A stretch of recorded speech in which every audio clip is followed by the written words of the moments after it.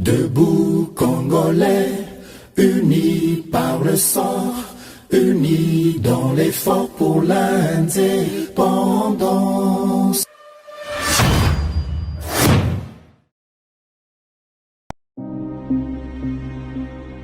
Si ceux qui nous ont fait cette guerre sont des Congolais comme ils l'affirment, ils devraient normalement accepter de rentrer dans ce processus de désarmement, démobilisation et réinsertion et rentrer à la vie civile. Mbote na bandeko banso à GKM Télévision, boye malamu na émission na bino grand débat ezali émission wapi kotaka bino penza na bozindo na matali actualité politique au pende ekundola na bozindo mingi mazali koleka na monde et pourquoi pas à travers la République démocratique du Congo ngaimbi à Chako Shadrack na kapenza mingi na esengo ya kozala liboso ya itendeke na bino. Merci mingi na apôtre Gérard Kabea wa pesa biso libaku ya kozala une fois de plus liboso na bino. Merci mingi na maman apôtre maman Thérèse Kabea, en tout cas maman apôtre Bambote ebele bisika yozwami lelo nazali ngai moko te lolengo bozali komona nazali bongo na mwana mboka Samba Olonga oyo wapi to kobeta na matali actualité politique. L'équipe déjà la kopesa mbote mwana mboka Samba Olonga. Mbote ndekombi ya shaka. Boni santé, boni makambo nyonso. Non, makambo nyonso eza malamu. Donc merci mingi l'invitation na yo. Toza na espoir que Congo ezokende toujours liboso. Espoir Congo ezokende liboso le 29 avril tokomona bongo sortie officielle ya Union Sacrée. Bon, tout à fait, hein, ezali événement moko munene. Ce qu'il faut d'abord savoir est que loin de ce que les gens pensent, nakanisi que quand il y a président de la République, ezali quand moko congolais conscient à soutenir sans recul. Parce que toyebi malamu chaque fois que maponomi elingaka eya na mboka na biso ba masanga esalemaka ba plateforme esalemaka mais nyonso te nde ezalaka mpona intérêt ya peuple congolais. Ndenge na expliquer kango déjà mikolo utaye koleka na lobai que quand oyo ezali créé autour ya chef de l'État ezali quand moko pour sauver la patrie, pour sauvegarder l'unité nationale. Face à la menace extérieure, où ils ont ça là que biso ba congolais tous à la de temps en temps manipulés de l'extérieur. La seule façon où biso to ko ça là ezali ya koyokana entre nous pour que to gérer ba problème na biso moko. Toza malamu na mémoire na biso makambo oyo elekaki na 2018. Tu vois qu'en 2018 il y a eu aussi des camps, ma plateforme et salemaki. Tout le monde a qui FCC, Front commun pour le Congo, ils ont une autorité morale nango Joseph Kabila qui était candidat nani oyo Achaki Shadari comme candidat naie. En dehors il y a Front commun pour le Congo, tout le monde a qui cache oyo ezalaki président Félix Tshisekedi na Vital Kamerhe. Et puis tu yogo mona bandeko ya lamuka. Mais bakan wana nyonso na ndenge tuyebeli yango congolais oyo ayebi kotala sur base d'expérience ayebi que la plupart Bakawana ezalaki ko servir d'intérêt à Congolais. Le camp de Félix Tshisekedi a sauvé la nation par la sagesse. Oh le lieu sali que tous alternance dans la République démocratique du Congo. Il a fallu que Kabila azala trompé, ngai na benga kango rouler, ça fait mal mais Kabila zaki rouler de manière politique pour que atika ebunga nae na ndenge ya kimia. Nous nous réjouissons aujourd'hui parce que Kabila avait choisi la voie de la raison pour sortir par la grande porte. Lelo lisusu maponomi ezali kobongisa mezali bosoir. Constitutionnellement parlant, c'est cette année na décembre ndebe élection esengeli esalema. Mais kota la ndenge pe situation ezali esengeli que ba congolais baye ba élection ya tout l'autre kokenda ndenge nini. Yango moni bato nyonso bazali déjà ko s'arranger pour que to kende na ba élection. Mais opposition ba comment a été transformé gouvernement comme si bango lokola bana classe bango nyonso ba continue sacré bango nyonso ezali penza nini ba transformer te na kati ya union sacrée bébé azate na ndimite que na union sacrée bato bakocha photo ya mutu bazo sambelango différence eza munene entre union et sacrée na FCC parce que les kanisia ko bengisa bato na stade de Maté ezali pona les kanisia ko na population pas kota na kati ya union sacrée ou comment eza initiative population aza déjà na kati ya union sacrée ba parti politique plus de 300 oyo ba manifester intérêt na bango pour na union sacrée bazo benga bakozala na population mais bandeko oyo pe basepelite kokota na kati ya lisanga union sacrée. Il reste congolais, opposition na bango balakisa ngo na ndenge ya malamu. Eloko biso toza koboya ndeko mbia ezali que moni makambo la muka salaki biso. On a voulu diviser ces pays, bakabola mboko yo, et puis il y a quelque part dans mon angle le mal moko nécessaire parce que permettra biso to découvrir au tozali. Et ça na bande ko musu banda ko vivre na biso mais makanisi na bango na makambo ezaka na mitema na bango to yebaka ngote. Grâce à aventure ya Fayulu où il est à travers la Mouka, nous avons découvert les Congolais hypocrites. Ba Congolais bazaki na bolingote entre bango. Ba Congolais bazaki na koyinana entre bikolo mususu. Et moi c'est manifesta qui lorsque tokendaki na élection wana pour que Joseph Kabila alongwa na pouvoir.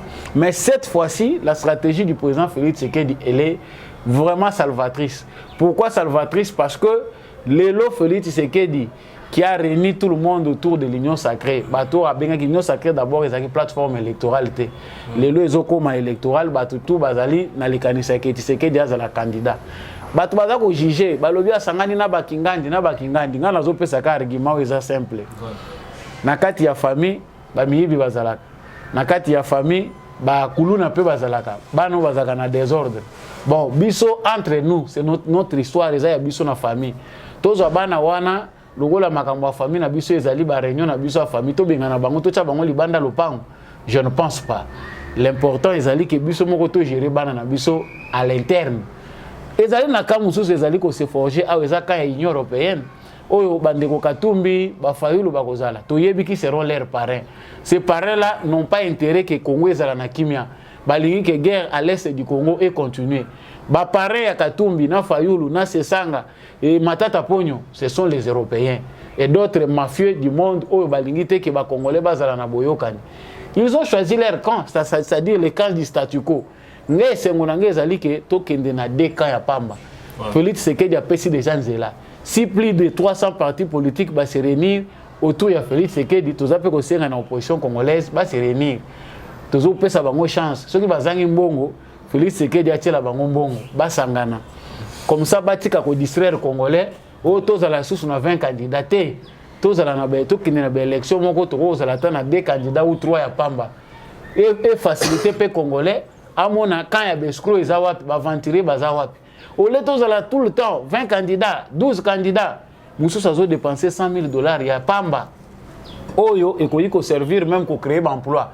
Parce que quand je vois la liste des candidats au Bazalaki en 2018, je trouve qu'il y a des gens qui ont gaspillé l'argent. Namboka na contexte autoza nango lelo misère ezonyo ko la ba congolais. Yo se paye nos $100,000 pour bayoka kombo na yo. Pour faire parler de ton nom. Si vous êtes quelque part muto yoza conscienté. Malamu possible no atteindre la députation $100,000 wane ko aider ba congolais mususu soki peut-être oyebite. Vous pouvez chercher même les idées pas na biso. To pe sabino ba idée avec $100,000. Ndenge nini ko aider ba entrepreneur congolais ba mata na ba faire na bango. Mais yo zui $100,000. Au mibengi pour le bino j'ai l'argent na sala ka ba faire OK ko pe sango na candidat comme candidat na candidature. Et ça quelque part ça manque ya conscience. Yango toza ko senga na bango ba acteur politique. Le régime de Tshisekedi est Kabilate. On voit que Tshisekedi a facilité beaucoup de choses. Liberté est garantie. Moutounion Sako Sala Oalingi travail à travers les médias que Makamounion soit ça le respect, il y a un principe démocratique. Mais Batik a manipulé les sentiments des Congolais pour chercher à ce que les Congolais bêtent dans les sous-mitou. Avant de maponomi. Et puis pour la ressource, ça n'a pas maponomi pour la biso ba congolais, il y a une priorité. On ne peut pas continuellement aller aux élections pour les élections. Les Congolais ont besoin d'aller aux élections pour que ces élections-là produisent. Et ça a objet de maturité. Ceux qui ne l'ont pas une élection pour une 4e fois, ils allaient permettre biso que tout le monde ba mazita yakala. Élection à 2006, contentieux, Makelele, Bitumba, Batubakoufi. Élection à 2011, Batubakoufi, contentieux. Élection à 2016 et comme à 2018, contentieux. Oyo to moni Fayulu Azako continue comme bien jusqu'à le président élu. Toyebite comment il a été élu, lui n'a pas apporté de preuves que la justificatif na cour constitutionnelle, il ne l'a pas fait. Mais il lelo na mutu na ye aza président élu. Bon, toujours garder en haut. Est-ce que les Congolais ne peuvent pas réfléchir que le lo oyo mutuya ezali que kimia ezala na est ya Congo, ba Congolais au bazan na est pe ba kende élection cette fois-ci na kimia nyonso. Tous à la identifier, ba pesa biso ba carte d'identité. Voilà la priorité. Ezali ba élément clé oyo ko permettre pe ko faciliter bonne gouvernance. Bon, tous à carte d'identité pour nga nazo seka. Natali liste ya ba opposant au nyonso. Na kati na agenda na bango na makambo baroze réclamer na tikali koyoka moto aza ko réclamer likambo ya identification nationale te que ba apporter ata idée moko par rapport ya processus ya identification oyo eza déjà en cours que biso tolingi basala boye okoyoka ata se sanga te okoyoka Fayulu te katumbi kutu ye on comprend mais ti sikoyo eza na moto moko ta koyebisa yo ke na minute oyo tozo senga na Tshisekedi ke to mona clair sur base ya processus ya identification. La carte d'identité en autre que lango ningini oyoki ata ko suko suna bango c'est que zo intéressé bango te peut-être pe bango ba comme déjà na point na parce que tout le monde qui dernièrement tout moni ba ndeko basangani ko dans le Lubumbashi Martin Fayulu tout moni Moïse Katumbi tout moni Delis Sanga na les candidats ko créer front commun na bango moko bo basanga na bango pe ba bongo na ko bundisa tata mokambe ko déjà le 13 avril ba kozala bongo na marche on va dans bon, baza libre à la marche, mais moi je pense que c'est trop tard parce que en termes de mandat, Félix Tshisekedi Aza président Moko Oyo a pris grand exemple la démocratie. Dans le siècle Koti Kabila a fait 18 ans à Monaki Makambo Yaye. Il ne s'est passé une année sans qu'il y ait des manifestations d'envergure. Mais Oyo Tozali Komona na opposition à Bisso Nazali ko appuyer Maloba Tata Mokonzi Félix Tshisekedi Alobaki que l'opposition est allée à péter. Bosali 5 ans yango ezo kende na kokoka. Ni ville morte, ni marche moko d'envergure sur toute l'étendue yokani pendake. Ezali po ba problème ezalaki to po bango bazana bango na crédibilité, crédit mon côté aux yeux des Congolais. Ça montre pratiquement que crédibilité ezate. Les opposants doivent être réalistes.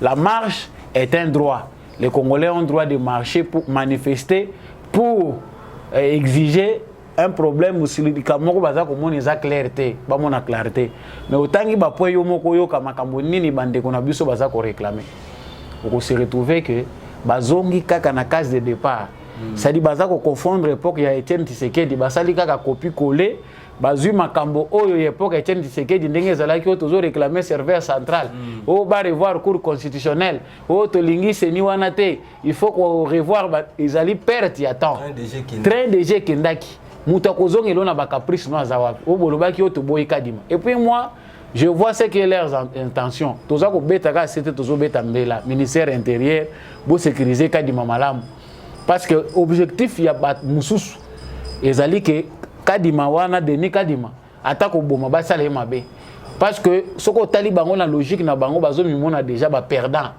ils n'ont pas confiance à Denis Kadima hier on n'avait pas tous confiance à Corneille Nanga tozaki na confiance na Ngoyi Mulumba te ba élection ça les makité et ça les maki yango nga naza ko beta c'était na lobby que il faut beaucoup insister sur les camo et sécurité ya ba agent ya Seni bato baza ko sala musala na Seni parce que on comprend que l'opposition congolaise baza déjà anticiper échec na bango baza da ko se préparer pour na ko contester ba élection vu agenda na bango na makambo bango bazo revendiquer on ne sent pas que baza préparé pour aller aux élections. Et puis, nous avons dans la salle qui na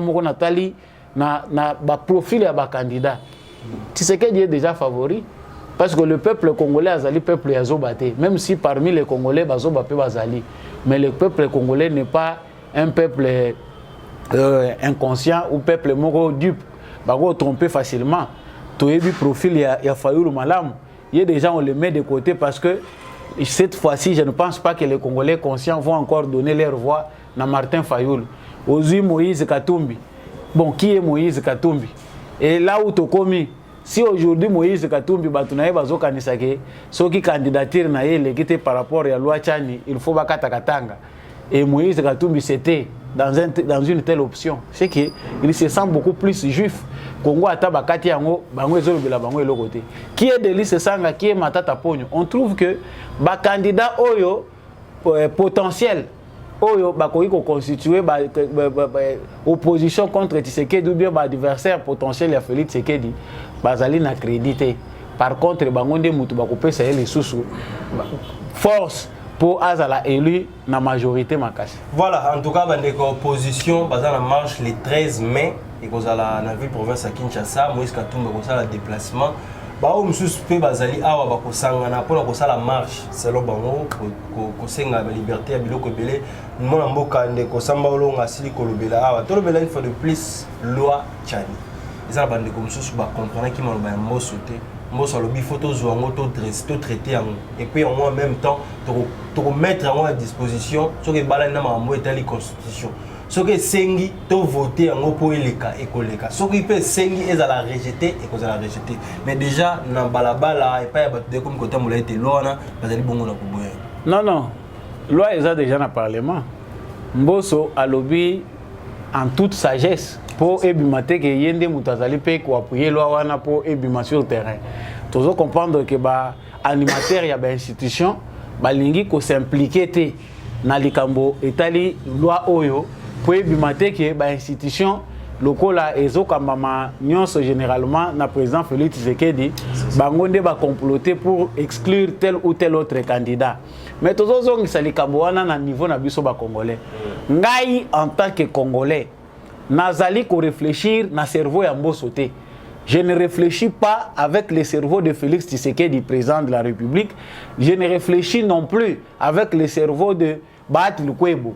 En tant que citoyen congolais, je réfléchis avec mon propre cerveau. Expérience nanga moko en tant que congolais, de mutezo permettre ngai na opter pour la gauche ou bien na droite. Cette loi là, biso to yebisa ki Tchani te ke abimisa likanisi na ye. Moi, nakutana na Noël Tchani te.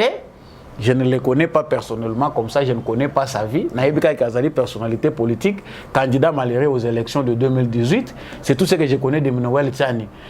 Professeur d'université, Azali, expert en makambo économie, ou yongana yebi ya Noël Tchani, yango wana. Mais likanisi moko ebimi. Ngai nazo kotala nde importance ya likanisi eye na cadre ya débat démocratique. Et ça kotala te orientation bosa kopesa to te na likambo wana. Nga nazo kama ba congolais, ceux qui ti lelo biso ba congolais, il faut to se référer à na bato pour to réfléchir sur l'avenir na biso. Est-ce que likambo ya loi wana eza likambo etali mboso po ya ko orienter biso ou bien etali Tshisekedi po ya ko orienter biso ba congolais bango moko bazana miso, bazana matoi, ba yebi vécu na bango, ba yebi est-ce que c'est important to te. Moi, je pense que les alliés sagesse ya malamu que l'animateur à l'institution va s'impliquer dans les cambos pour ébimater devant l'opinion internationale que au Congo, l'animateur à l'institution va créer loi moko ndenge bato Katumbi bazo bengango ségrégationniste, séparatiste, tribal, hein, loi moko racial.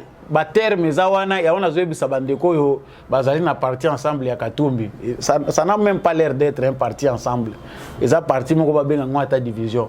Les termes que vous utilisez, vous savez les français ezali na polysémie hein, ya ba mot. Mot moko ko revêtir ba signification ebele. C'est ça le ndenge français ezali zape monoko moko na bozo bebele parce que muntako ko utiliser mot ce qui bino boyebi contexte nini te ateli yango beaucoup de confusion et même bien on peut pas donc on a ça aussi na bandeko et ensemble ba aider biso s'ils peuvent créer leur propre dictionnaire avec des définitions pour aider les Congolais au biso tozali ba yebisa biso ségrégation par racial par tribal par séparatiste bango baza entendre nini lorsqu'ils parlent de la loi Tchani parce que j'ai comme l'impression que les mots qu'ils utilisent oh bango ba utilisaka ba yebi pena malamu signification na ngote ponga natali na dictionnaire natali ba signification nyonso ya mot ségrégationniste nazo mona rapport na ngote na loi proposition ya loi ya Tchani natali racial natuni est-ce que biso na Kongo toza na problème ya ba race est-ce que biso na Kongo toza na mindele na batu mwindu toza ko wela na lokole zaki na Afrique du Sud na apartheid. Parce que dans l'apartheid, ce qui va le ségrégation, on peut comprendre. Si aux États-Unis on parlait de ségrégation, on peut comprendre. Bon, ah, biso tozana mindele baza ko wela na bayindo, oyo mindele bazala kana bango, batu mwindo bazana kana bango. On comprend que kolia mbongo eza facile, mais ko défendre ango ezali difficile, ezali complètement difficile. Le tolo bela matali katebeka toto, tout le monde a changé langage par rapport. Il y a la nationalité à Moïse Katumbi, le azali congolais, azali peut-être pas tata. Et ça Lionel comment on a peut changer par rapport à il y a fait le truc comment on a sur terme. D'abord tu as étonné l'argent de Katumbi peut tout. Premièrement on a étonné parce que na yobi que Katebeka Toto selon va dire n'est pas milliardaire. Ce faux milliardaire là n'est qu'un autre mafieux. Parce que moi, quand on me rappelle Katebeka Toto, je vois la mort de Etienne Tshisekedi. Je commence par là. Oui. Avant de petit frère. Ouais. Tout le monde sait que parmi les assassins présumés d'Etienne Tshisekedi figure en premier le nom de Katebeka Toto. Mutuya Souka Moni et Longi Etienne Tshisekedi avant de découvrir Kakoufi et Katebeka Toto. Sans autorisation de la famille, il s'est retrouvé dans l'hôpital. Oyo Etienne Tshisekedi a été hospitalisé. Pour enfin découvrir que Etienne Tshisekedi a koufaki.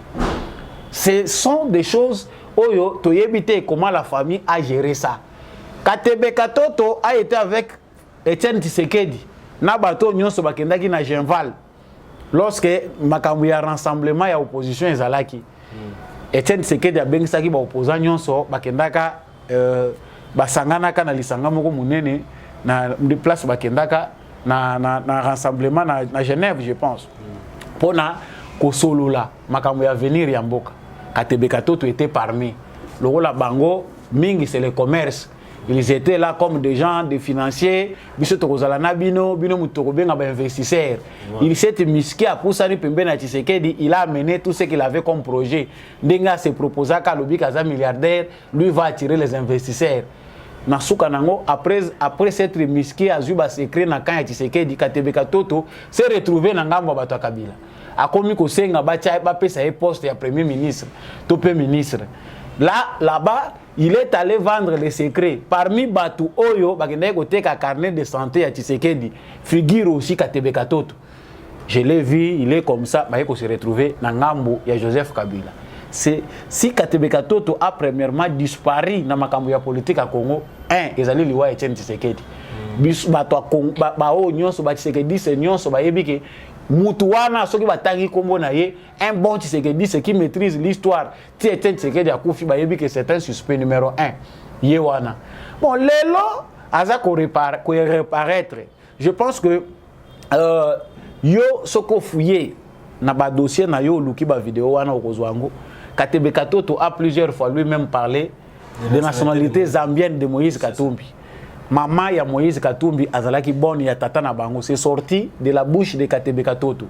Katebeka Toto affirme de lui-même que Moïse a demi-frère na ye. Tango maman na bango azalaki de père et de mère congolais, maman ya ba Katebeka Toto akufi. Papa ba Katebeka Toto na crise wana akoki ko s'assumer te. Ola lukata mwasi mususu soki na Congo, soki wapi alandi na ye bonne. Po eza maman ya ba Moïse. C'est avec cette bonne là de baboti Moïse, baboti na ba frère ya Moïse. Wapi na Zambie. Parce que l'histoire allait plus loin, ils ont dit qu'on renseignait que Katebeka Toto abengi azui bande konaye tangu tata na bango akufi. Bande ko mususu ya Moïse baboyaki koya. Nisoki mi bale wana.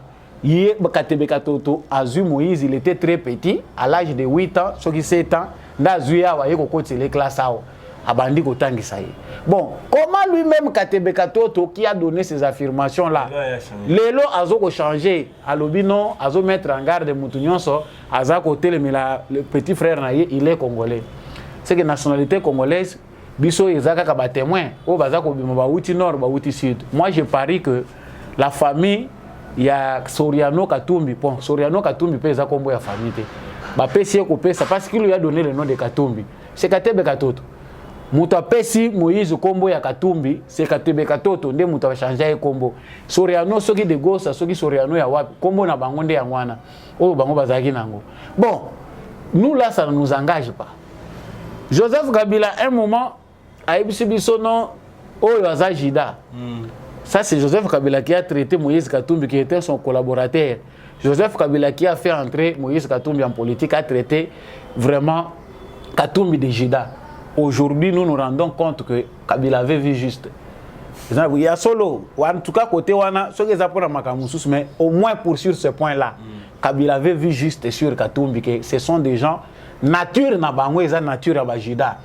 peu importe ndenge nyonso yo kotambolela na ye biso tokanisa yeke kolongwa kobenda na na kabila ezali mpona mabe ya kabila oyo biso toyebaki alors que eza mpona bongo te. Il est plus rusé, très proche du diable à cause de la ruse. Katumbi atambolaka ka place d'intérêt ezali bato bakanisa yeke koya na opposition Katumbi ayaki eza mpona bolingo ya Congo nzoka nda sa sondaki ayoki na bapartenaire na ye bamafie na ye ya mokili basi bayebisi ke Kabila aza lisusu te kota na opposition parce que pouvoir ekokende na opposition. C'est comme ça que Katumbi a quitté Kabila, pas parce que alembaki Kabila ou bien akomaki na souci à servir Congo ndinga banda kokosa biso carton rouge, mais parce que il avait compris que le pouvoir doit passer à l'opposition. Ndaye abandi ko sopa mbongo na opposition akanisi ki akosomba ba opposant nyonso po ye abima tête de file. Ce débat là a été fait. Ya ngana zolo bake monsieur Katembe Katoto ne peut que se taire. Azatata mukolo, le Congo lui a déjà tout donné. Et puis, ce qu'on a dit vidéo, moi, en tant que citoyen congolais, j'ai été indigné. Je me suis beaucoup indigné à Koyoka Makamuzo. Même les étrangers, Katembe Katoto azali ko investir na bandaku ou bazali ko tonga na Angola. Batuni mais ozali ko mobiliser ba fonds boye ba mbongo soki combien de milliards baza ko luka ko tonga bandaku na Angola. Mais pourquoi un tel investissement vous n'êtes boye au salango na RDCT? Asimbi mutu azako kwanza tia lobby finalement ezali pona confiance garantie ndengai nazako sala que na Congo na koko sala ngote garantie nini bango bazaki nango tango bazwaki mbongo na Congo. Donc on comprend que c'est une famille de traîtres. Le petit frère a fini par corrompre son grand frère pour azongisa ye na nzela lokola bitumbe komi ya famille tika grand frère Zongana no awe ko défendre ngana zoloba ce que Katembe Katoto est en train de faire est inutile aux yeux des Congolais. Ngana kozala sûr que Katumbi est congolais. Mukolo na komona ata mama leki ya Moïse Katumbi ou bien bandeko na ye côté ya mama na bango babimi balobi bolobi pe mingi. Na pas ça kaka exemple là oza simple. J'ai la lingeti na journée moko. Mama monani bandeko babimi basakata tu batelemi. Na ba denile si babimi balobi yo safukeba. Pourquoi? Parce que quelqu'un est chez lui, au Congo qui ne traité d'étrangers, tu vas ne connaître pas. Ma part vraiment ngana loba. Soki Katumbi aza congolais, oui, c'est pas un problème. To voter loi tani pour et protéger biso. Parce que na kotanga la loi, na ko examiner loi wana. Et ça loi moko boité et kabolité. Parce que ba viser en peu boutute. Ce qui Katumbi oui encore réclamer les lois congolais, c'est bien et vous permettre que tout que loi neleka. Nangana baksela okuto eloko moko. Ezana bato bazomona crainte balobi loi wana ko distraire ba congolais de l'essentiel. Tozali pe kolanda ba débat belé, il y a des Congolais, des professeurs, bato na mutu aza ko s'exprimer, nous sommes en démocratie. Voilà. Il y a des professeurs d'université, ba experts au baza ko s'exprimer balobi que loi wana ko distraire peuple congolais. Dans un moment de unité, il ne faut pas accepter une telle division. Moi, j'ai réfléchi au fond, n'a fond à penser. Loi wana ezako diviser ba Congolais sur base de quoi? La loi est impersonnelle, elle ne vise pas personne. Tant que basala la loi, basala ka ngopona individualité, basala ngopona groupe ya batu nyonso. Mais qu'est-ce qui fait que la loi wana yako comme sujet à division pour na batu? C'est-à-dire quelque part, il y a un sous roche, il y a des gens corrompus qui veulent nous manipuler notre façon de penser. Et on a le lobby que Mbosso, ça c'est pour chuter, que Mbosso dise oui ou non. Mbosso a aussi ses sentiments en tant que Congolais, a aussi les siens, cela ne nous empêche pas, nous Congolais, de réfléchir sur base de cette loi. Et puis moi, je suis d'accord que ba nettoyer en gros parce que makanisio tchanya pesi neti ngai naza 100% concrètement te tchani abakisi na biloko ya makambu ya double nationalité, ce qui n'est pas mauvais, mais eloko mususu munene obiso toko kolobela awa ezali problème oyo ya pesa lobi bande kona biso ba congolais d'origine, il faut pas reprendre nationalité na bango ce que bali ko reprendre en. Ça dit si il faut exclure bateau bazali de père et de mère te, les enfants congolais originaire o ba parents na bango baza awa ba 100% bana bango pe baza ba 100% mais ba botami na sol étranger ba koli kuna bazotanga ba classe kuna. Ces mêmes enfants là qui ont une autre culture, il faut plutôt classer bango na catégorie moko ou ekosala qui ne peut pas briguer certaines fonctions sur base de culture ya ba ya bazui. Il y a beaucoup de choses à réfléchir na kanisi loi ekosuka kaka tenenge tchani apesi yango bajango ba moko batandi yango. c'est-à-dire ndenge eza wana na kati ya parlement eza na kati ya ba étude biso nyonso tozolala tozolamuka tozozwa pe makanisi ya koyeba ndenge nini tokoki ko peaufiner loi wana pour ekoma de plus en plus efficace. Voilà, toza toujours pour continuer na matali loi Noël Tiani to pe loi congolité ba musulman bazaki utamokolo ya vendredi ba fongola ki bongo etali Ramadan na bango ba sengi na tango kambe kolo ba jour na bango ndenge ba fongola ka Ramadan eza na jour ité so comme concurrence entre bango na ba ekimbangiste donc balobela ki pe na matali loi Tiani to landa vidéo et puis on se retrouve tout juste après. Merci mingi na président de la République démocratique du Congo, Félix Antoine Tshilombo Tshisekedi, awa na Congo démocratique. Président Antoine Tshilombo Tshisekedi, batu bayena eba problème te ya kokabula batu. Balua moko boye kabula batu. Ye moko Félix Antoine Tshisekedi azali kosangisa batu. Bayena eba loi ya kokabula batu te. Batika batu nyonso mutu na mutu ati ya candidature na ye ba peuple nde bako voter peuple ya vota ka mutu ezo sala mala botika bango basala ba kotisa ba candidature na bango mais peuple ya ko juger nani ya ko voter mwana mboka Samba Olonga tolandi ba musulman pona bango babi loi Tiani eza l'importance te parce que motema moneno déjà Félix Tshisekedi daza nango ba pesa droit na moto nyonso acha candidature na ye parce que Félix a koleka na kaka parce que motemo monene déjà za nango yango ko permettre azala ni le plus président. Bon, eza makanisi na bango eza makanisi na bango mais na kanisi peut-être que makanisi wana eza ya ba musulman nyonso. Donc chaque musulman a sa liberté de conscience et d'opinion aussi. Bango en tant que leader musulman ba pesi o ezali nini makanisi na bango. Mais moi je pense que penser na bango ezali approfondir. La question des lois n'est pas une question qui concerne Félix Tshisekedi. C'est une question qui concerne toute la nation congolaise. Donc biso tozali kosala mibe côté poto se référer na Félix Tshisekedi. Lobi Tshisekedi a kozala te.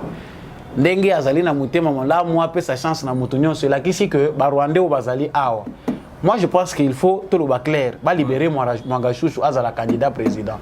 Parce que Mwanga Chouchou pe azali pe ko soupçonner que makambo nyonso ba créer contre ye ezali pona ko écarter na course présidentielle. Donc dans cette optique là, lokola bango balobi ke mutema munene ya Tshisekedi ezali munene atika ba congolais nyonso ba yi bandenge nini ba ko sala pour ete mutu nyonso a participer na ba élection. OK, que les Rwandais qui sont à 100% rwandais, bazaba originaire rwandais, bazana solo congolais, même sur le plan administratif, tu évites une nationalité. Tout ce qui est comme un président de la République. Moi, je pense que les limites à penser. Biso ba congolais, tu réfléchis à la résignation. Ce que yindi, tu as un rassima. Na faire partie de la catégorie wana ya bato ba se résignaka. Et ça na bato ba komi ko banga likambo parce que bazo sentir que il y a une résistance ou ngana za ko caractériser comme un complot international. Ce complot-là fait que le Congo soit un pays ouvert à tout le monde. Ou n'importe qui a connu ça n'importe quoi. C'est ce que nous refusons. Même si la loi Tiani ne serait pas votée aujourd'hui, mais il faut terminer déjà les Cambodges. Parce que les alliés indépendance na biso. Quand les musulmans, ils ont makamususu mieux vaut se taire que se prononcer dans un sujet aux hommes maîtrisés. Ou soit parce que bah pesibino moi kanyaka bah l'osso yaki a clôturer nango aliyo lobby que les musulmans me pardonnent. Franchement, mais nous parlons politique. Parce que bah idée mususu mieux vaut ne pas dire quelque chose tant aux hommes maîtriser bah contour nango nyon sauter. Mais moi je pense qu'aller plus loin pour dire que il faut Tshisekedi na mutema munene na Tshisekedi décide en quoi. C'est une loi qui passe au Parlement. Ceux qui te montrent que mbilinga mbilingezali bacha ngona référendum. Parce que moi je préfère que pour que le peuple congolais tranche donc il y a un référendum ndenge et les cas qui n'a pas voté constitution oyo total soki congolais za pour ou contre au lieu ko intimider kabato parce que ngana zomona ngo comme les ba groupe de pression o ya ba leader d'opinion o biso ba catholique to lobi boy o biso ba nani to lobi boy na musulman ngo soko yoki ba tendance za boy ba kan koto yo ba lobi mususu les mêmes musulmans na soko yoki ba musupi bango bazoloba bazo jurer ka par loi de père et de mère alors to yoki la nani batika ko diviser batu sur base de la politique que les Congolais réfléchissent librement. Ce qui passe na yo aza aliéné quelque part. sur base ya mosolo azwaka église ezotonga moyebi moto azotonga église te après azoya koyebisa bino loi wana eza bêtise eza kotia bato na nsima faut tala ye malamu yo kokende kozala te lokwa mwasi na ye mpo ndima nyonso oyo ya koloba même mwasi aza mpe na droit kosoppose na mobali na ye soki aza na nzela te. C'est ça. En tout cas nsima kolobela loi tiani eza baloi biloko ebele komema na ensemble na biso tomonaki député mosusu mpe alobaki makambo etali bambwa interdiction ya bato bakolia bambwa na banyau soki bamoni ozolia mbwa na nyau en tout cas fo ozwa peine. Tomoni lisusu André Mbata oyo azali bongo vice président ya assemblée nationale korelever likambo etali héros national pour Etienne Tshisekedi. Moi, mboka samba olonga. Est-ce que les alliés pensa ngonga yango ya pour reconnaître valeur pe misala nyonso Etienne Tshisekedi asilaki moko sala na 4 Je commence par Etienne Tshisekedi ya bambo eza distraction wana tokoya na ngosima. Donc Etienne Tshisekedi azali personnage moko personnalité moko historique. Azali outre tant que à Lumumba, le Congo de Lumumba, tout ça autant à Bamouze, Etienne Tshisekedi, c'est un héros de la démocratie et de l'état de droit. Bali Tunyon sur Salami Namboka Nabiso, je pense que Motoyo Azalinga na benga que l'homme de la maturité.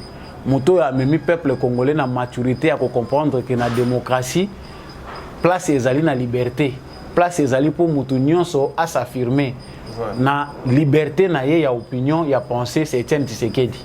C'est le premier penseur politique congolais au Openda à orienter le peuple congolais dans la pensée politique.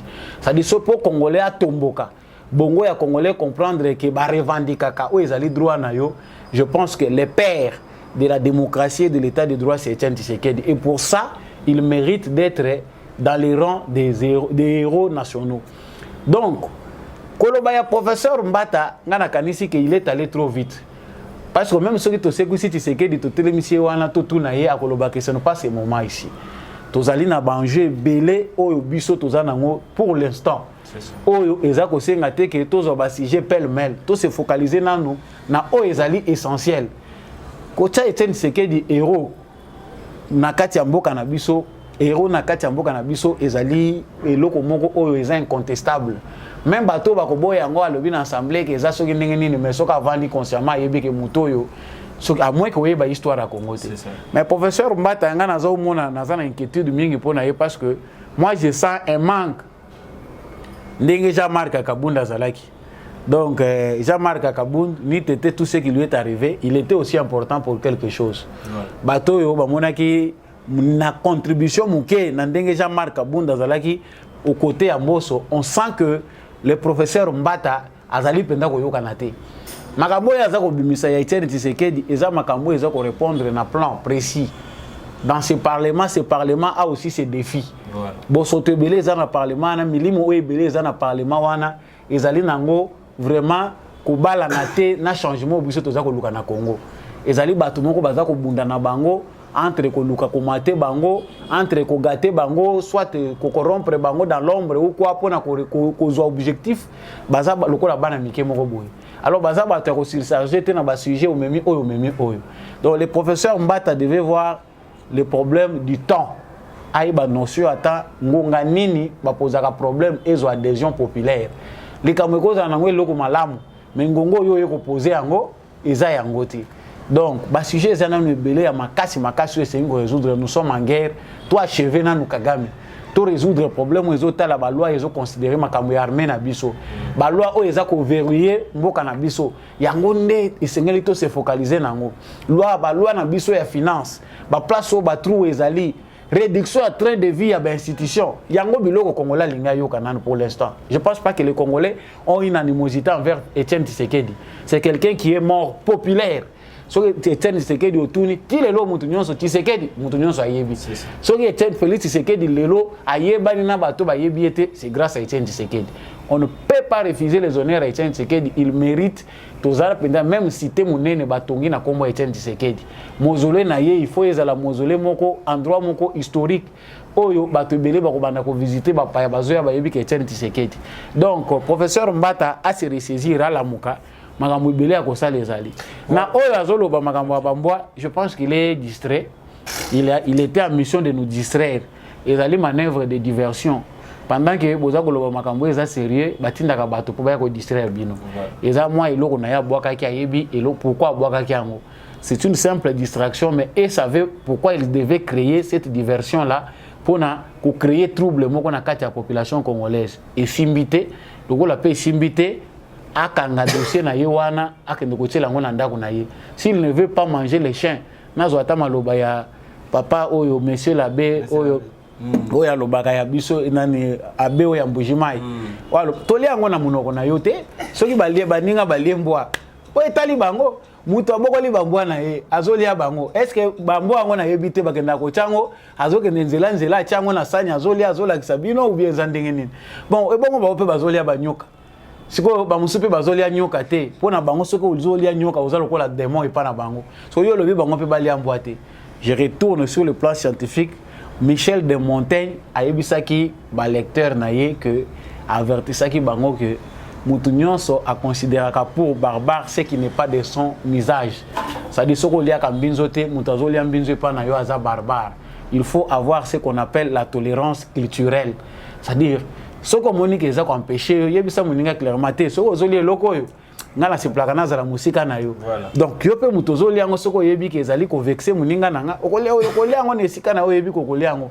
Mais moi je ne pense pas que et comme un sujet ba ke ne kolobela ngo na kati assemblée nationale et sa distraction. Voilà, en tout cas, ils ont des députés tant que besoin de vacances parlementaires. Vacances parlementaires et permettra à députés bazonga ba base ko kende kota la population, ba difficulté ni population azali nango. Bato ba pesa ki bino ndingisa ko kota na l'Assemblée nationale. Bozonga kabo kende kota la état ni bazali ko vivre. Mais normalement les lois comme passi tant ba bi vacances parlementaires bazui ba pepo ba ke libanda mimi mwasi na bana ba ke Europe ba ke États-Unis OK tourisme pour la kokende ko copier pe loko malonga te kuno yo ko ko lobela na Assemblée nationale ko ya na ngoti mais tango yo ko binisa idée ba idée moko eza parfois ezangitina mapa eko matase ko matana eko matana talo na grandeur ezali ko kita boko lobela te situation sociale ya vie congolais ya population congolaise beaucoup lobelati tant que besoin de vacances parlementaires besoin de la base kalatela bozonga ba bassin to memeli bino boy polo ka voix tant que besoin voir au kimi population to fungola misu peuple congolais to fungola misu to kotika la kozala bazoba kino wapi ti wapi na lekina sujet mosusu to lobela sika wa Francis Kalombo pona ye amoni ete tata mokambe ekolo aza penza na ba communicateur te c'est ki bongo na émission moko asila ki bongo ko bazwa ki par téléphone ou biso peut na minute ko découvrir yango aza na peu près ce qui moko nzambo kapé a bengie parce que abi par exemple tata mokambe ekolo sengeli aza na bat lokola ye pembeni atangi ba kombo ba Zakari atangi ba tebele pona ko ba défendre Matali communication to pe Matali makamoteli chef de l'état to landa et puis on se retrouve tout juste après. To si on a monde donc la rogité de l'on a le fragiliser yé ou quoi que ce soit sauf que hein batu mususu batu na yende ba communicateur fachana bango te dinosaure to so rappel bazate yende bilonga na lobaka mikolo nyonso ake non communication zéro buya ya sale no côté hein na im saka bango boko na ba Eric Mindu ba sale no côté na loba kuta ke ngai ba récupérer ta clé ba récupérer ta Zakari wana akota wana ou bien papa Mende ata soki information za lukuta Mende va déformer cette information. Nalobi Mende ne peut pas aujourd'hui défendre Fachi sinon il les tire vers le bas. Mende vomit par la population. Tout ce qui sort dans la bouche de Mende n'est plus crédible. Il ne faut pas bola nabilo à lukuta parce que ça met après la personne qui parle en difficulté. Ozomona Mona bisologa to ana franc parler so ina biba ba ondi bangaka. Ozomona tala angle wala na banda okene rango mais nazo supporter mais tu étais strict pour le vérité normale. Mais oui parce que batu kabuya mais kana siko sérieux lo baka biloko le londe ba yoko ndimba yo ba peso ko ba yoko betelo maboko ndele lelo mais olobaki ngo kala ba yoko betalelo mais bino bolobi covid tant bozoloba comment un politicien qu'on dit ma défaite au mona wapi kabuya zo ndima biloko bongo kasi yango na bike no ba kabuya nde bazo sasa mokonzi mboka te ba uyo zo ndima défaite ko ndima ndenge na plateau de sous mokonzi to solo la pena basala asa réforme batu na bazo ko communiquer bazana ba argumenter eloko lelo ya mutu ana dona ana métier na azo bato ba ana dona bango ba ko la kolaksa eloko kezabu est-ce que ba argument pendant ko avancer na minute biloko fatia ça des ate anga ye batikela bango ngala sala communication Vieux, ngai nazo sala audio les low na poko oyo et puis I will mention nini émission na yo oyo salaki na ye oyo, je vais citer votre nom, je vous le dis en avance pour okoya ne elonga na boloba. Oui. Mais nous on a communiqué moi d'abord de retour sur ce plateau Mboka Francis Kalombo on a eu comme chef de l'état avec kozanga équipe ya communication. Bon, mutramutu singela luka bulo luka musale za pasi parce que côté liboso tozo kendawa et za la facilité c'est ça. En tout cas bulo ba luka kango kaka biso surtout tozo luka pe misala ba luka bacha biso so ki pe Francis Kalombo a trouvé que ça peut moyen pour na ko plaider pour à se retrouver quelque part à ça mubali. Donc il n'y a que les idiots qui ne changent pas. Nous avons beaucoup à reprocher à Francis Kalombo. S'il pense se rattraper à Monique Azalina ba capacité à communiquer et qu'il a des bonnes propositions à faire au chef de l'État, moi je l'encourage à demander l'audience. Parce que porte, il y a président de la République, donc, comme ma lettre, atteint dans le palais de la nation, ou bien Bakano Ezali, même via le conseiller à président, en matière de communication, a sollicité rencontre dans mon Konzamboka. En tout cas, le président de la République a ouvert dans mon mais ezali pe moko makambo esingeli biso soto loba toyoka kaka Eric Ngindu azalina président makambo communication présidentielle yem daza ko sala bon to ebite soki stratégie ya communication à président ezali ke tant to kokoma na moment ya maponomi tant to commander ba ko multiplier ba communicateur rebelle. Moi je suis en train de déplorer premièrement situation à parti présidentiel ezali miroir Batonion Soyo, bako communiquer pour vulgariser vision à chef de l'État. Il fallait notamment, normalement, imiter marche il y a parti présidentiel. Maintenant, on a 5 ans en autre, on a parti mounene loko la UDPS, un parti de masse où il y a des intellectuels, il y a catégorie nyonso. Et zangi ba communicateur ou ba ko présenter boyeke ba format ki bango na UDPS. Bakoki ko défendre valablement la télévision, vision à chef de l'État. Et ça les passe. Je me demande réellement quel est le travail du secrétaire général. Les partis de PES, c'est les partis les mieux organisés. Toboïté. Sur la structure, il y a IDPS, vous trouvez qu'il y a structure Moko Bazali Kobenga, école du parti. Hein? Anakle Makanda. École du parti Wanezawana. Les partis de PES, c'est ça qu'on côté Sambongo. Jusqu'aujourd'hui, formation et ça les magalisous soutiennent l'école du parti à IDPS. Nakolobake po ba makambeleki ebele ya kosala, je ne sais pas occupation à secrétaire général à IDPS journalière et zalakanine à part ba déclaration politique na kobenga peut-être ba fédéraux s'il y a des problèmes. Mais pour orienter les choses de manière à ce que na 5 ans oyo même qu'on forme ba cadre à parti par rapport à la nouvelle mentalité. Bilo musoto komi ko lobango na TV po ba cadre ya UDPS. Bato baza lokola ba ene na parti UDPS ba yebi kotala makambo te. Ezali ko sala soni pona mokonzi mboka. Tangu bato ba uti na opposition pendant 37 ans, baza na mentalité ya opposition. Et sengeli rodage moko esalema. Bato batangisa bango lolenge nini ba geraka. Lolenge nini ba se comportaka soki boza na pouvoir. Moussala élite ezalaka kolakisa baningo bazana simanzela.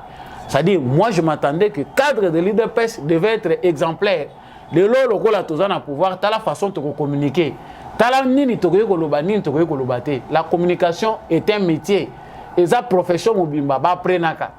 Entre kozala aranger, kozala parlementaire debout et ça kozala communicateur te. Communication est un métier, est profession mobimba. Moutazo maîtriser communication politique ayebi ndenge ni na politique balobaka biloko nye sengeli na loba na we na sengeli ko lobate metala iza kozwa 5 ans oyo soki to lobika to loba ote wana balobate bazali ko menacer parti bazali ko attaquer parti biso to komi kaka ba observateur toza kotala mais les partis présidentiels ezali kosala soni na bato nyonso baza koyoka bato bazoloba non ba question politique ezo gagner tant nyonso c'est faux. En 5 ans on pouvait organiser même des petites choses. Oh lelo elingaki ezala rentable pour na biso. Lelo eza soni ko présenter devant monde entier Ligue des jeunes ya UDPS. Ko présenter parti UDPS otala sectionnaire ya parti aza mutu munene. Cellulaire ya parti aza mutu munene. Ko banda na cellule, section, fédération ti ozo koma na niveau national. Ba communicateur baza à tous les niveaux. Oh ba kokai kozala orienté, formé pour défendre la vision du chef de l'État. Ils ont ça le maga de manière naturelle. Le roi va dire que combattant IDPS ils ont donné yé ya ko servir nation ba ko bando bele la kana nzela bazo bele la bongo ba défendre le chef de l'État. Wana yo na bureau maline couleur essaie changer, ba chemise ils ont changé. Aux autres sommes bandak. Olobité cette fois-ci Tshisekedi va encore aller aux élections. Bah ça il est campagne au fêlé, yo ko continuer non kaka ko travailler. C'est faux.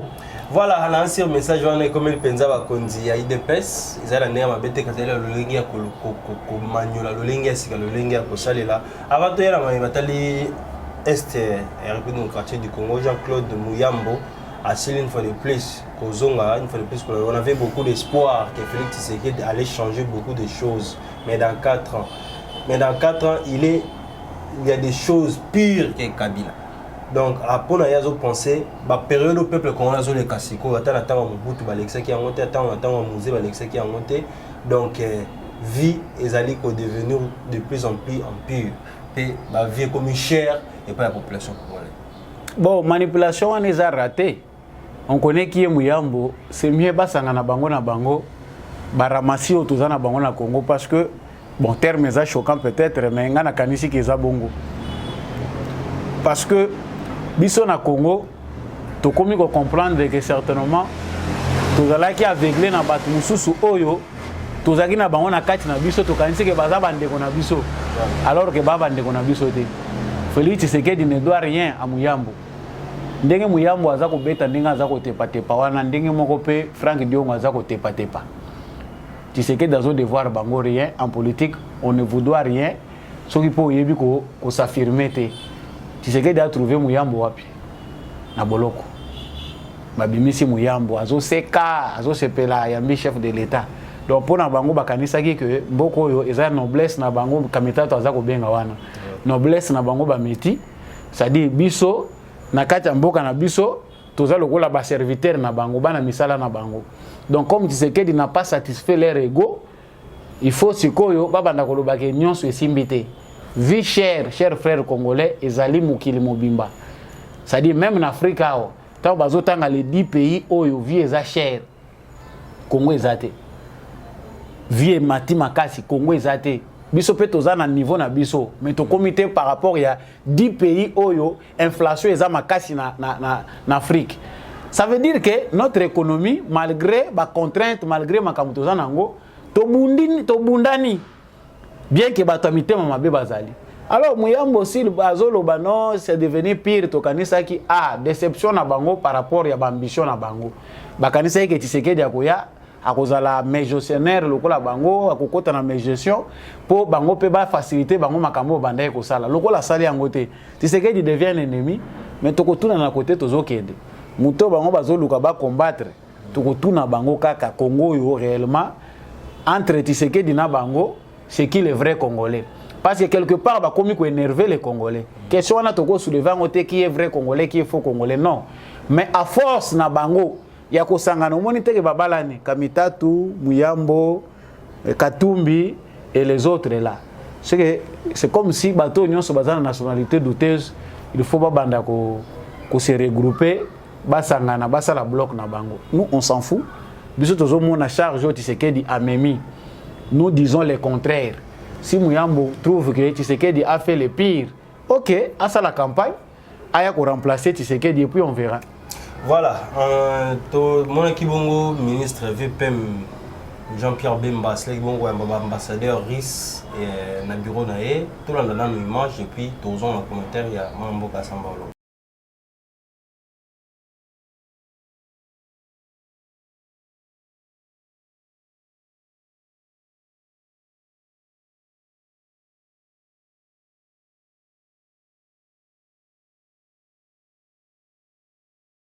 Je viens d'être reçu par son Excellence VPM, ministre de la Défense nationale. Et tout d'abord, on a parlé de la situation à l'est de la RDC, puisque la Russie, en tant que membre permanent du Conseil de sécurité de l'ONU, est très préoccupée de la situation qui reste très tendue et surtout de l'activisme des groupes d'armées à l'est de la RDC.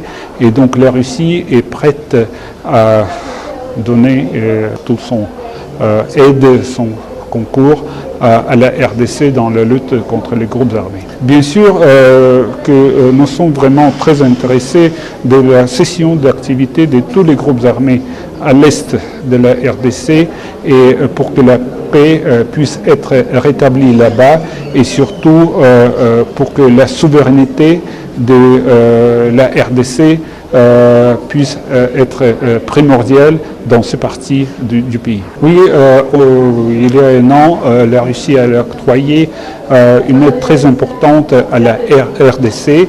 Il s'agit d'un lot très importante de l'arme et de la munition qui est utilisée actuellement par les FARDC à l'est et surtout dans le combat contre les groupes armés. Bien sûr que nous sommes très intéressés et on parle aussi de l'intérêt de la partie congolaise de la promotion de notre coopération militaire. Voilà, on est de retour sur ce plateau. Moi, Mboka Samba Olonga réussi à passer ma boko na Félix Antoine Tshisekedi Tshilombo. Bazali penza na souci mingi ya ko travailler elongo na République démocratique du Congo. Tout à fait. Bon, problème il y a ici. Il y a déjà problème d'équilibre international. Voilà. Bah, pays locaux, la Russie, la Chine, bah, permettre à les Africains équilibre et permettre de se ressaisir. Parce que tant que Russie, la Chine, bah, quitter nager à l'Occident, bah, s'opposer à l'Occident, ils vont profiter de s'opposer pour se ressaisir et puis un nouvel ordre politique. Et qu'on permettre que l'Afrique soit ici na Conseil de sécurité des Nations Unies ou na Conseil des Nations. Alors, problème où ils appellent Moussou la Russie, c'est que la Russie de temps en temps, bazali ko bousculer makambo, bazali na donne na bango bazali ko proposer na Tshisekedi que biso toza prêt. Nyon solingi to ko pesa yango, mais les kambo ba partenaire na biso privilégié oyo. Bazaka kabaye biso to porter aide na Congo toza ko sala malobakaka mais Russie azati kotaki alobi aza prêt guerre M23 eza insensé c'est que depuis moni alendi parce que bayebisi bango ke dialogue na bango wana bandai ko zela balobi que Goma ekweya Tshisekedi a dialoguer Tshisekedi pas lobi niet et que lokola Goma ekweite ba plan na bango nyonso eza na mai yango moni le président s'en fout. Batiaki biso piège balobi ke ndekola bazui bunagana bakoti na baruchuru centre bakangi bazui ba région ebele le Congo na kanda wana Tshisekedi va déclencher la guerre ba hostilité sur tous les plans comme ça basa la théorie na bango akao mais Tshisekedi na sagesse na ye a éviter le pire a memi dossier wana na niveau international bino batu boza kote ya batu droit bino batu mutu bozo la kisa batu nzela ke non makambo faut zonga tout droit botala makambo Rwanda za kosala sur base ya batu na bino bazana simana ye. Voilà comment on nous agresse. Vous verrez que tozo récupérer mboka na biso sans même que ba bitumbo bango banda ko zelawana. Donc tozo bana bango ke Kagame ba kozongisa na esika na ye. Donc si les États-Unis ne sont pas américains baza prêté. Russie azawana azana badona ye donc aza prêt à couper ça ndenge bazo pesa na Mali. Mais nous savons toujours que tokoki ko utiliser ba relation au nyonso pour tout équilibrer makambo. Plus États-Unis akoyoka kazuwa tango Russie azopusa na pene na biso et pousser bango basala pe makambo minene. Mais ezana eloko mususu esengeli biso pe ba Congolais toyeba pe toyebisa pe bato wana. Congo toza gato ya mutu nyonso te. Russie azali pekate oyo Congolais akolalela pour azo assurance. Ou bien Chine, yangonde lipeka oyo Congo ekolalela pona kozwa assurance. Non. Bato wana nyonso na politique il n'y a pas de cadeau. Bazo ya bazana besoin d'intérêt na bango. Mais biso tozo profiter na compétition oyo bazali ndenge baza ko rivaliser entre bango po biso peto s'affirmer. Défi na biso munene na Congo eza gestion. vous allez gérer 10 millions, vous allez gérer 5 millions, 200 millions, 1 milliard, 300 millions. Il faut gérer de manière rationnelle, de manière transparente. Tant que vous allez gérer mouké na biso malamu, vous avez indépendance. Mais quand vous avez un partenariat, partenaire, vous avez un partenaire, pendant que le paix que vous avez besoin de gérer malamu. Quand le partenaire va vous donner, il va vous imposer. Il y a un tata mukonza ekolo azwaki makanisa malamu ya que ba relancer industrie militaire na biso réforme et armée na biso eza accompagné na makambo ebele ya minene bato ebele bakozala surpris lokola opposition congolaise baza aveuglé pona komona baction ya Félix Tshisekedi te o ezali ko refonder état congolais tika bazala kaka aveuglé mais ils seront surpris sur base de ce qui va se faire. La guerre à l'est va se terminer bientôt, que ça soit même pour nous na même musika pour nous biso même loko moko baza ko telemela loi o ezali ko tala makambo etali ba réserviste ya armée baza ko telemela ngo basi ba voter ngo na parlement mais ba opposant musu baza ko bima balobi bango baza ko telemela loi wana parce que bazo mona ngo lokola eza ko sala que l'état comme faible devant ba groupes armés, c'est que bolingi ba groupes armés wana ezala eza place bolelaka donc ba sali que ba groupes armés oyo ba koyi ko kitsa mandoki na bango, on réencadre tous ces jeunes gens là au lieu ko tika ka bango na zamba to pesa bango moral militaire ko sala que bazala discipliné bazala au service à mboka on noté ba rébellion te bon boko gérer bango na zamba to okeni na ba avion de chasse bo bombarder bango. Je pense que l'utilité zandewana la Russie est un point important pour l'équilibre pour Bissopé Congo to ba ko décoller malam. Voilà, malgré présence il y a force EAC ba M23 ba jui ko facile bon ko répondre quelques positions na bango to maintenant na Rutshuru pe na Masisi wana zali bongo déclaration il y a Constant général Constant Ndimba oyo a déclaré un petit siko yo feuille de route il y a EAC ezali kaka respecté. La EAC, il faut savoir qu'il y a un complot oyo ngana dénonce à chaque fois que na lobela likambo ya mandat EAC. C'est-à-dire complot ya kolinga ko rendre élastique ba opération o bango esengeli ba mener na Congo. Objectif na bango parce que baza na moyen. Soko tali makambo na ndenge salami bunagana déjà ils entre les mains de l'armée ougandaise. Ezali que non va continuer.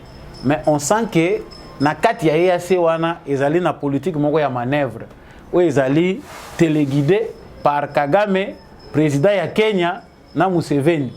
Objectif na bango ezali que makambo ebele o eza ko salema na este ezala na lenteur moko et ko sala ke Congo to bandaka ko zongela ka ba sur place. Ils ont pris 6 mois, les M23 n'ont pas respecté la feuille de route. Chikoyo to komi na point oyo normalement sur base il y a feuille de route à Luanda, il faut respecter, il faut qu'on défaire bango na makasi. Parce que feuille de route à Luanda le baye que ceux qui va boyer ko déposer ba armes, il faut qu'on s'en. Il faut qu'on attaquer bango. Yango gouvernement na biso banda ko insister que mandat il faut être la offensif. Mais le corps la bazana a besoin ko sala ba manœuvre. Tala même a ba pesi réunion ba lobi que Jean-Pierre Bemba pesi que il faut ba ministre réunion sur défense to kutana na Goma to solola. Ba reportant sur base ya caprice ya Rwanda. Pourquoi? Parce que bango bazali ko soutenir que manœuvre wane continuer. Yango na zolo ba que peut-être bango bazo kanisa que bazali na longueur d'avance na manœuvre na bango. L'un de ces 4 matins ils seront surpris lorsque les FARDC seront déployés en masse na ba territoire bango bazo sala masse ki wana parce que nulle part batikali ko koma balobi que armée congolaise balobi que o sécuriser mboka na yote biso ba congolais gouvernement peut rassurer yango ba pekisi biso te to défendre intégrité ya mboka na biso to ba ke ba militaire baza en formation bientôt nazali suko insister yango batu oyo bazali ko occuper ba militaire na biso o baza na mentalité batikelaki bango ya kokota na kati ya business wana bakozala évacuer na parti wana on aura des militaires avec une nouvelle façon de faire pe na ba matériel ya sika. C'est ce qui va inaugurer nouvelle ère au biso tozali kozela. Mais les M23 ba mata ba kita na pression na biso parce qu'il faut tous à la vigilance. Ba ko finir par kokende parce que na yoki bazolo ba même na Sabinyo ba esika kokende zate bobongiseli bango esika te.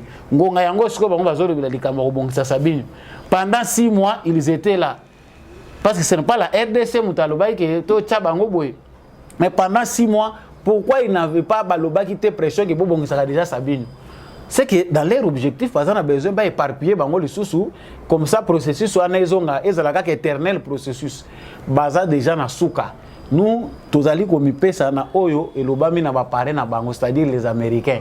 Bah, ici Bango qui pas même question que au Lisolo M23 a que des types de batinda qui Bango Kagame a récupéré ba troupe na. Comment na Jeff Nyaga was allé bon commandant ya ba EAC awa ya force régionale awa la République démocratique du Congo ko kama lobanaye to ibité sali pour à flatter Tonensi si pour que la paix revienne en République démocratique du Congo, il faut que je verse mon sang et c'est lui de mon adjoint Kaputa, je suis prêt à me sacrifier car j'ai plus de 50 ans. Norban Aliwate parce qu'il a déjà 50 ans. Moi ils allaient m'aloba souka il faut qu'on flatter pour le renouvellement il y a force régionale de la République démocratique du Congo Tonin parce que jusque là et assez à côté là toujours me ramener sur le coleka ba rebelle ba ya ba bine na ba zolo ba kende ba zonga ba sala ya ko sala le côté mais par rapport à Oezaki na cahier de charge tout fait Zaki na le lengo bomba ele kiawa Ezaki ne ko défendre contre ba ennemi.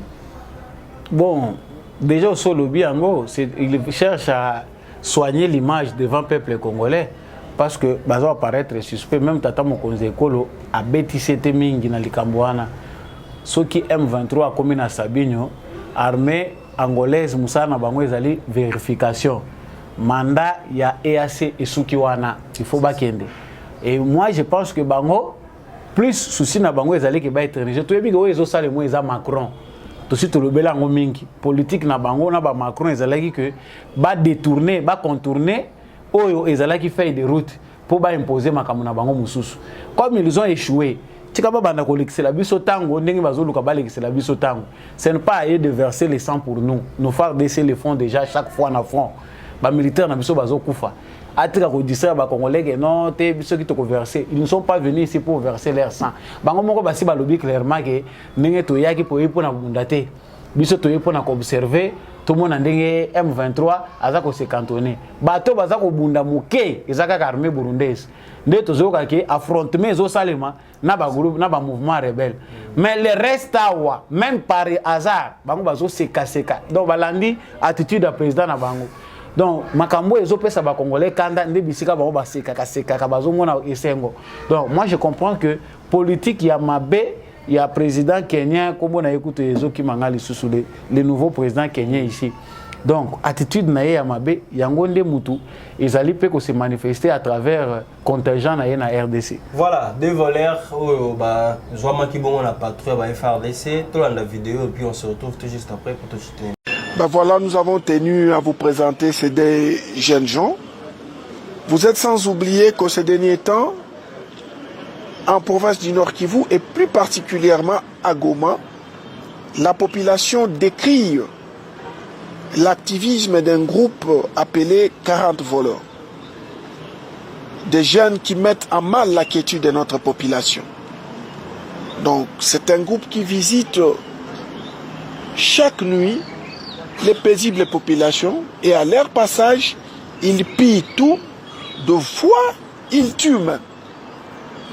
Au regard de tout ça, le commandant 34e région militaire a mis en contribution ses services de renseignement, mais aussi son unité PAM, de manière à ce qu'on arrive, n'est-ce pas, à mettre fin au phénomène 40 voleurs. Et ici, je viens vous dire que nous sommes plus que jamais déterminés, sous l'impulsion bien évidemment du commandant 34e région militaire, à mettre fin au phénomène 40 voleurs de manière à donner la quiétude à notre population qui a tant souffert avec ces jeunes que je vous présente ici. Ils ont été trouvés main dans les sacs.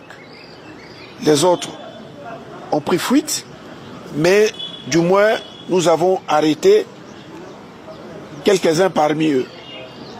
Et nous ne comptons pas nous arrêter là. Nous allons les mettre hors d'état de nuire tous grâce au service de renseignement de la 34e région militaire et aux patrouilles qu'organise la 34e région militaire.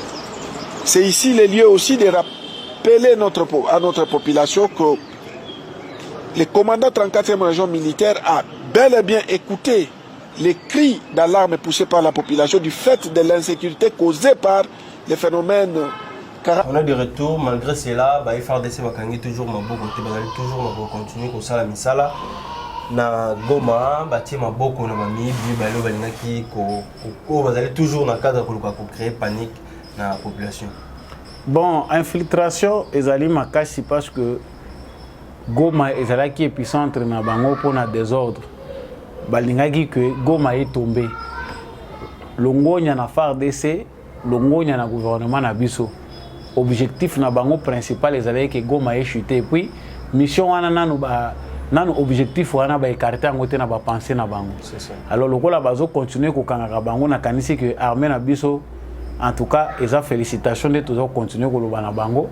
Musala eza ko salema à Goma, ils doivent beaucoup veiller et nous pensons que ceux qui va veiller mingi le reste des processus eza nango facile.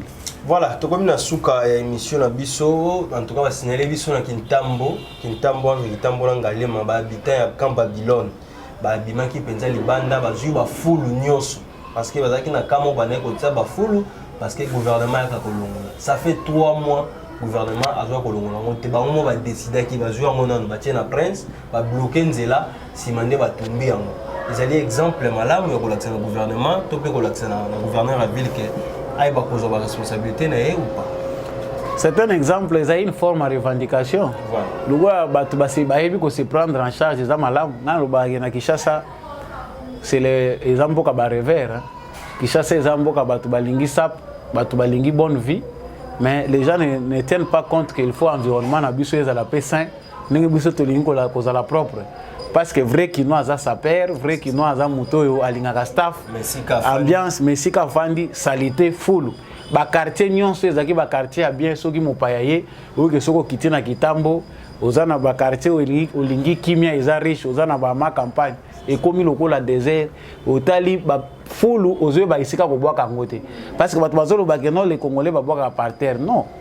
Moi je pense que soki ba poubelle ezali soki politique ya malamu ezali assainissement ezako salima que assainissement eza régulier.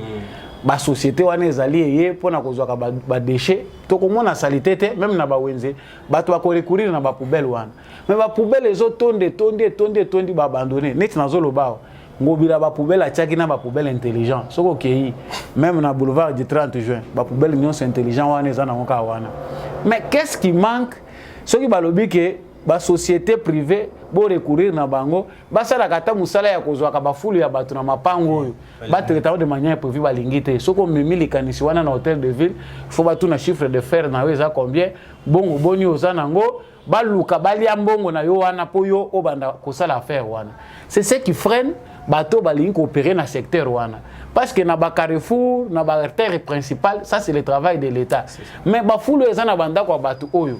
On peut créer des sociétés privées où ekoki kosala ka musala oyo ya ko récupérer ko ramasaka ba poubelle onyo so kinde ko bwaka ngo bande kwa kitambo félicitations na bango na kanti ça une façon de se prendre en charge prochaine étape bo louer ba bus ba 207 bo tia ba fulu wana bo kinde ko bwaka ngo na hôtel de ville na kanti ça musala malam parce que tozo vivre tozo continuer ko vivre nos rivières sont polluées ba rivière nyonso ils a pollué parce que culture bo soto ça déjà partir ya mutu. So, tant qu'on se prendre en charge, le peuple congolais va se prendre en charge. Ceux qui ont de malamouté à niveau, il y a le gouvernement de la Kinshasa, c'est au Kinois de s'assumer pour que tout revienne à l'ordre.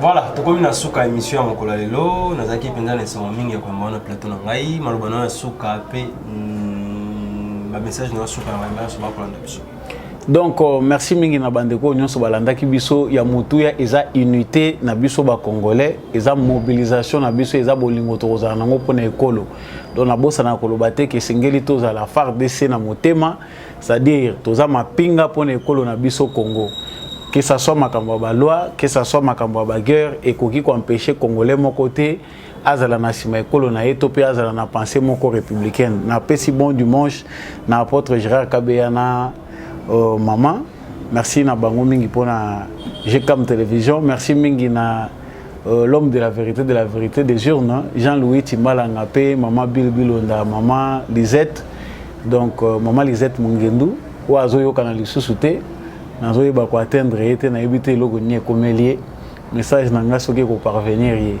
Donc voilà, merci beaucoup Nengo Yambaki na plateau na. Voilà, merci na Baïban sur Vassili Kolanda Bisso. Bon dimanche na apôtre Gérard Kabé, l'ongla maman Thérèse. Hein, bon dimanche na Bino, bon dimanche une fois de plus na papa Antonio Mbia depuis Londres, Vanille Mbia, maman Régine Dondi. En tout cas, vous avez belé pour soutenir et pour partager l'émission Oyo. Grand débat. Merci Mingi na Marcela Poiti. Wazali Bongo, la voix c'est la voix. Oui, la voix mon penza kitoko makasi. Merci Mingi. Na Dorcas Nzolampweno, merci Mingi na Baïbanso, Basili Kolanda Bisso, Ozana na Kinshasa, Oza Libanda, Oza Bisika Nyonso. En tout cas, likez, commentez, partagez vidéo na Bisso. En tout cas, Eza eloko moko ya malamu. Yo boza la rara na Kinshasa, Oza na activité na yo, Eza na poto to wapi. GCAM télévision, Azali cause la publicité na bino maboko ya kofunga. Azali tout ça là au marketing, il y a et loko produit songolo pakala lui collecte sa publicité dans la GCAM télévision. En tout cas ba numéro ezaliwana au koti à contact na biso et kozala et loko moko ya malamu ngai na bino tokotani bongo mbala sima pe l'émission mosusu. Ciao.